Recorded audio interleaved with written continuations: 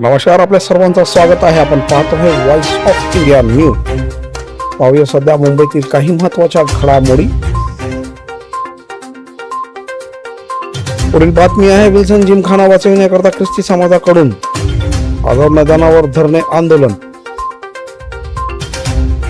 सलाम, माझं नाव reverend Shrinivas Chopde, vice president Kolhapur diocesan council आणि जॉन विल्सन एज्युकेशन सोसायटी याचा ट्रस्टी या नात्याने आज पुन्हा एकदा आझाद मैदानावर महाराष्ट्रातील सर्व डायसेसेस, आम्ही गिरगावकर, माजी विद्यार्थी संघटना आणि विल्सन कॉलेज विद्यार्थी आणि समस्त समाज या ठिकाणी एकत्रित झालेला आहे. खरंच आज आम्हाला परत एकदा खेद वाटत आहे, कारण की गेल्या वर्षी आम्ही सकल ख्रिस्ती समाज या ठिकाणी ख्रिस्ती धर्मावर होणाऱ्या अन्यायाविरोधात आम्ही या ठिकाणी एकत्रित झालो आणि या माध्यमातून आम्ही प्रशासनाला सांगितलं की अल्पसंख्याकांवर असणारे जे अन्याय आहेत ते आपण थांबवा. पण आज आम्हाला पुन्हा वाईट वाटत आहे की एका पुन्हा नवीन प्रश्नासाठी आज आम्हाला आझाद मैदानावर या ठिकाणी यावं लागत आहे. या देशामध्ये सर्व ख्रिस्ती समाजाचं योगदान अगदी मिठासारखं आहे. देशाच्या शैक्षणिक क्षेत्रामध्ये, वैद्यकीय क्षेत्रामध्ये, सामाजिक क्षेत्रामध्ये अतिशय उत्कृष्ट कामगिरी बजावलेला असा हा समाज आहे आणि आज या समाजाला आज पुन्हा एकदा आझाद मैदानावर आपल्या हक्कासाठी यावं लागतं. ही एक